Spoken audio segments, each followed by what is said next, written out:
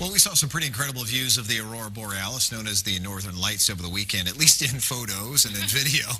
It's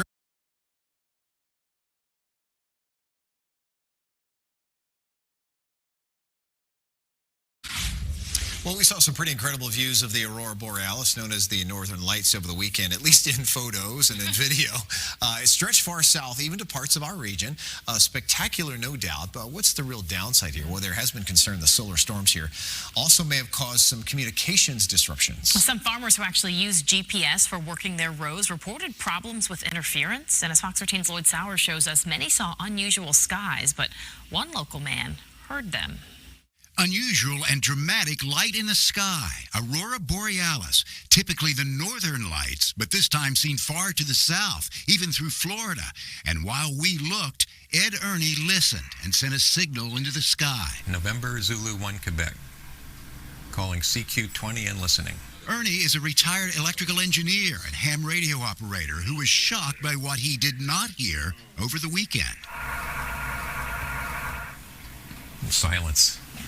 Amazing. The first thing I noticed was that the HF bands, which are really shortwave bands, they were really quiet. There were no signals to be heard. The silencer was the sun. It was so active with energy that over the weekend, powerful solar flares shot outward. Basically what happens is part of the sun actually lifts off the surface, right? So this plasma, the charged particles, the magnetic field that makes up the sun, part of it actually lifts off the sun and streams away into space. And when it hits Earth's atmosphere, it could cause a lot of problems with electrical power lines, even pipelines that absorb this magnetic energy and then have currents flowing through them that are unexpected. Ernie says he's never seen solar activity that registered this high.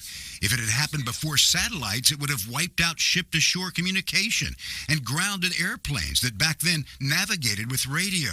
So far, it appears possible harm from the solar storm is overshadowed by the millions who saw the aurora borealis, caused by solar flares hitting gases in the Earth's atmosphere. Hopefully these solar flares will go away. Even as the solar activity began to subside Monday, Ed Ernie's antennas that normally allow him to talk around the world can only get as far as Indiana.